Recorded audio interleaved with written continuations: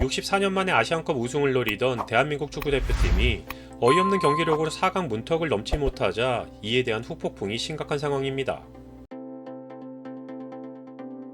클린스만 감독이 이끄는 대한민국 축구대표팀은 손흥민, 이강인, 김민재, 황희찬 등 유럽리그에서 활약하고 있는 선수들을 비롯해 역대 최고의 팀이라는 평가를 받으며 드디어 64년 만에 아시안컵 우승 트로피를 되찾아올 수 있을 것으로 기대를 받았습니다.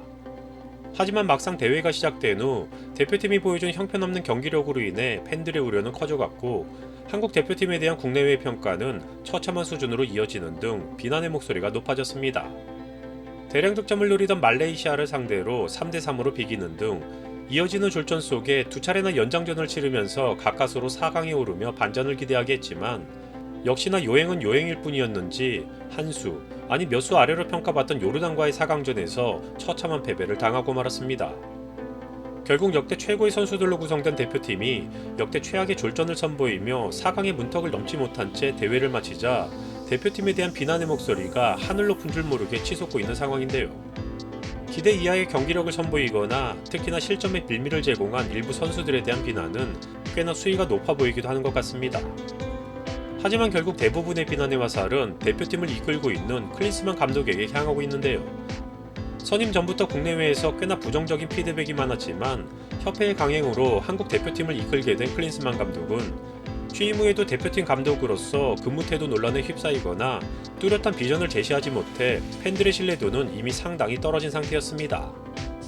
이번 아시안컵에서 역시 졸전을 거듭하며 몇 수 아래로 평가받는 팀들에게도 휘둘리는 등 대한민국 대표팀을 국내는 물론 세계적으로 비난받는 수준으로 만들어 클린스만 감독에 대한 비판은 멈추지 않고 있습니다.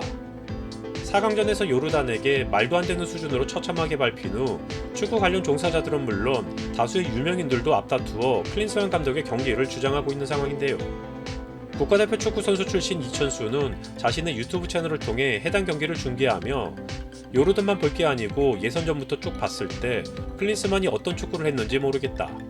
파울루 벤투 감독은 욕먹으면서도 빌드업 축구를 4년째 가져갔다. 그런데 클린스만은 오자마자 공격하겠다고 하더니 아시안컵에서 공격하는 모습이 없다.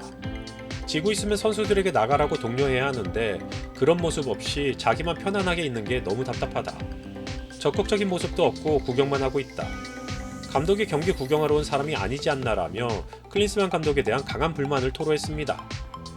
또한 박문성 해설위원은 한 매체에 출연해 한국 축구와 한국 대표팀이 국제무대에서 경쟁력을 가지려고 한다면 비전을 제시해야 한다. 그런 설명 없이 그냥 감독을 데려오고 선임하는 이런 과정들이 이어지니까 연속성이 없다. 클린스만 감독이 한국 대표팀에서의 1년이라고 하는 시간은 짧을 수 있지만 이미 국제무대에서 경쟁력이 부족하다고 평가받았다. 이미 감독으로서는 경쟁력이 없다고 평가가 끝난 사람이다. 다른 체제로 가야 한다. 감독을 바꿔야 한다. 지금 경질로 인해 문제가 발생하거나 부담감이 있을 수는 있겠지만 더 큰 문제점들을 막기 위해서라도 지금 헤어지는 게 좋을 수 있다라며 클린스만 감독의 경질에 대해 목소리를 높였습니다. 이렇듯 허무하게 끝난 아시안컵에서 졸전을 펼친 대한민국 대표팀에 대한 모든 비난의 화살이 클린스만 감독에게 몰리고 있는 상황에서 방송인 이경규의 날선 비판이 화제의 중심에 서고 있습니다. 이경규는 자신의 유튜브 채널을 통해 요르단과의 경기를 중계하던 중 대한민국 대표팀의 패배로 경기가 끝나자 정말 너무한다 진짜. 축구협회장 누구야? 물러나 책임지고 물러나야지 정몽규. 자기가 일을 이렇게 만들었으면 물러나야지. 언제까지 해먹을 거냐. 이게 무슨 짓거리냐라며 대한축구협회 정몽규 회장에 대한 비판의 목소리를 높였습니다. 현역 축구선수를 사위로 맞이하기도 한 이경규는 평소에도 축구에 대한 사랑이 남다르기로 소문났다는데요. 하지만 수위가 센 발언에 부담을 느낀 것인지 해당 영상은 비공개로 전환되었습니다. 이경규의 발언이 특히나 화제의 중심에 서게 된 것은 앞서 언급한 이천수, 박문성 등 축구 관련 종사자들 대부분은 부진한 대표팀에 대한 책임의 화살을 클린스만 감독에게만 돌리고 있기 때문입니다. 물론 클린스만 감독을 두둔하자는 것은 절대 아니며 클린스만 감독의 근무 태도는 물론 그의 지도력 역시 당연히 문제가 있다는 것에 동의합니다.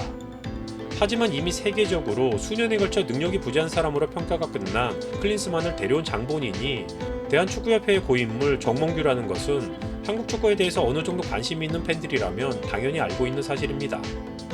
그럼에도 불구하고 축구 관련 종사자들 대부분은 특히나 그동안 꾸준히 영향력을 행사해온 전설이라 불렸던 선수들, 그리고 방송을 통해 이름을 알려왔던 이들은 매번 그랬지만 문제의 핵심에서는 겉도는 모습을 보여주고 있습니다.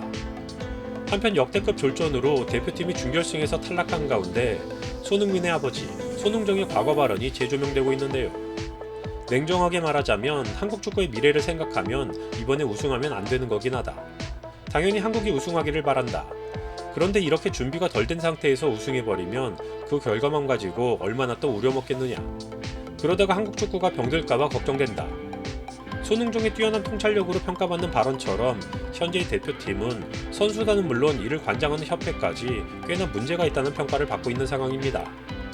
팬들의 기대는 어이없이 무너졌지만 이제는 좀 더 객관적으로 현 상황을 돌아볼 수 있는 시간을 갖고 다음 월드컵까지 충분한 시간이 남지 않았다는 것은 공감하지만 급할수록 돌아가라라는 말처럼 잘못된 것은 고치며 다지는 시간이 필요할 것으로 보여지기도 합니다.